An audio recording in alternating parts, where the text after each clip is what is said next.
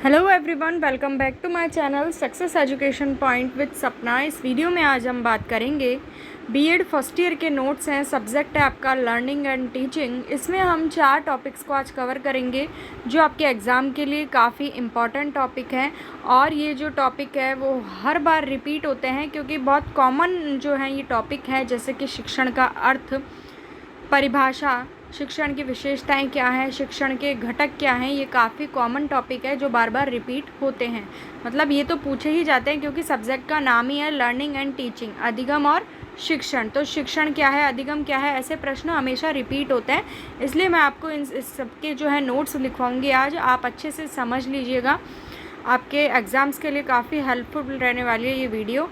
तो चैनल पे अगर आप नए हैं तो प्लीज़ सब्सक्राइब कर लेना, बेल आइकन को प्रेस कर लेना ताकि नेक्स्ट वीडियो की नोटिफिकेशन आगे के एग्ज़ाम में भी आपके लिए हेल्पफुल रहेगा ये चैनल।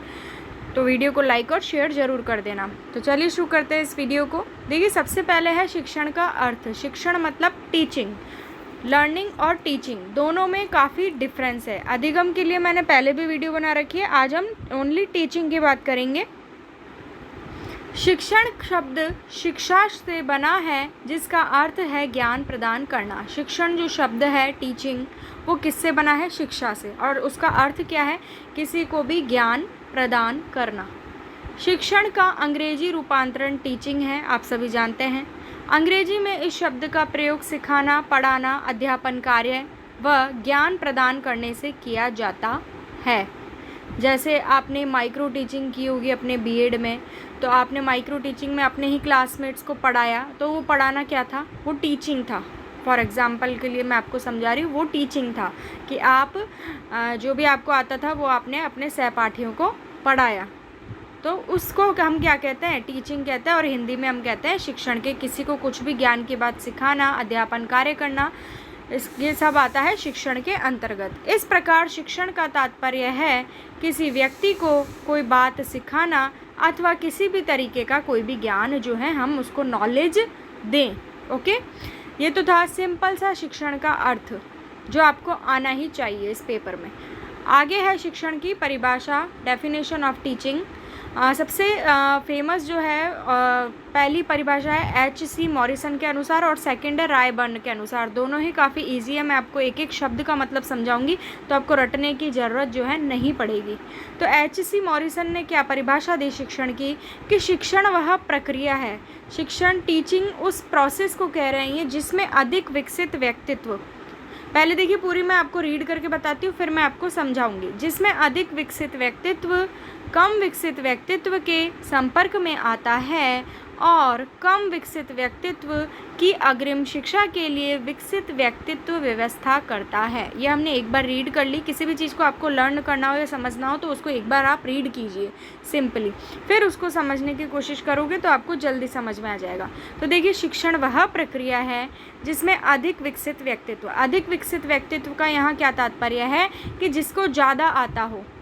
एक बंदा है जिसको ज़्यादा आता है, एक बंदा है जिसको कम आता है, तो हम अधिक विकसित व्यक्तित्व उसको बोलेंगे जिसको हमसे काफ़ी ज़्यादा नॉलेज हो। अब समझ में आ गया आपको? अधिक विकसित व्यक्तित्व कि जिसको नॉलेज ज़्यादा हो हमसे।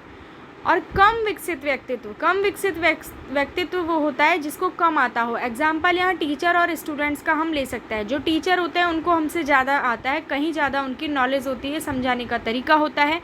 और जो स्टूडेंट्स हैं उसको नेचुरली ये कम आएगा टीचर से, तभी तो वो स्टूडेंट है। तो यही हो गया अधिक विकसित व्यक्तित्व, यहाँ टीचर को मान लेंगे अपन, और कम विकसित व्यक्तित्व स्टूडेंट हो गया। तो अधिक विकसित व्यक्तित्व कम विकसित व्यक्तित्व के संपर्क में आता है। उन दोनों के मध्य क्या होती है? अंतः क्रिया होती है। और कम विकसित व्यक्तित्व जो की अग्रिम शिक्षा के लिए, जो कम विकसित व्यक्तित्व है उसके आगे की शिक्षा के लिए कौन व्यवस्था करता है? विकसित व्यक्तित्व, जिसको ज़्यादा आता है। ओके, समझ में आ गई आपके? ये दी थी एच.सी. मॉरिसन के अनुसार। नाम लिखना आपको ज़रूरी है।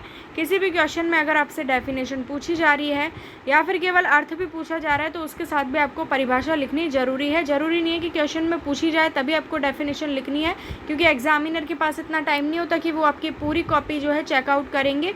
तो आपको अर्थ, डेफिनेशन, विशेषताएँ, इन चीज़ों पर ज़्यादा ध्यान देना चाहिए। ज़रूरी नहीं है क्वेश्चन में पूछा ही गया है। क्वेश्चन तो आपसे इस तरीके का भी पूछ लिया जा सकता है कि कि शिक्षण का संप्रत्यय स्पष्ट कीजिए। अब उसमें केवल एक शब्द आ गया, 2 शब्द आ गए, एक शिक्षण एक संप्रत्यय। अब आपको कंफ्यूज होने की ज़रूरत नहीं है। आपको क्या करना है, शिक्षण के बारे में आप जो भी जानते हैं आपको सारा लिख देना है, चाहे वो डेफिनेशन हो, चाहे वो अर्थ हो, चाहे वो विशेषताएँ हो, चाहे उसके घटक हो। क्योंकि उन्होंने तो 2 शब्द दे के काम छुड़ा लिया कि शिक्षण का संप्रत्यय स्पष्ट कीजिए। तो इसका मतलब आप ये मत सोचना कि परिभाषा तो पूछी नहीं है, हम लिखें या ना लिखें। संप्रत्यय आ गया, इट मीन्स आपको पूरी डिटेल दे देनी है, ठीक है। क्योंकि डेफिनेशंस ऐसी चीज़ों पर ही एग्जामिनर का जो आपकी कॉपी चेक करेंगे उनका ध्यान जाता है। पूरी कॉपी रीड करने के लिए उनके पास इतना टाइम नहीं होता। तो ये आप मेरी बात ध्यान में रखिएगा। नेक्स्ट डेफिनेशन है राय बर्न के अनुसार। इन्होंने भी काफ़ी अच्छी परिभाषा दी। शिक्षण के 3 बिंदु होते हैं। अगर आपको नहीं पता तो आप अभी जान लीजिए। शिक्षण जो है त्रिमुखी प्रक्रिया है, एक तरीके से अपन कह सकते हैं। 3 पक्ष होते हैं इसमें। कौन? पहला शिक्षक। टीचर नहीं होगा तो टीचिंग कैसे होगी? तो टीचर का होना ज़रूरी है। टीचर होगा तो छात्र का भी होना ज़रूरी है। छात्र ही नहीं होगा तो टीचर किसको पढ़ाएगा? तो पहला शिक्षक, दूसरा शिक्षार्थी, इट मीन्स छात्र, एवं पाठ्य वस्तु। पाठ्य वस्तु नहीं होगी तो शिक्षक पढ़ाएगा क्या?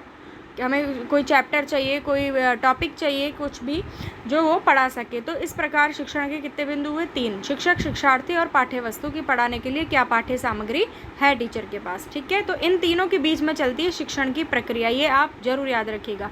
इन तीनों के बीच जो संबंध स्थापित करना होता है वही क्या होता है? टीचिंग होता है, शिक्षण है। यह संबंध बालक की शक्तियों के विकास में क्या प्रदान करता है? हेल्प करता है, सहायता प्रदान करता है। अब हम देखते हैं शिक्षण की विशेषताएं क्या क्या हैं।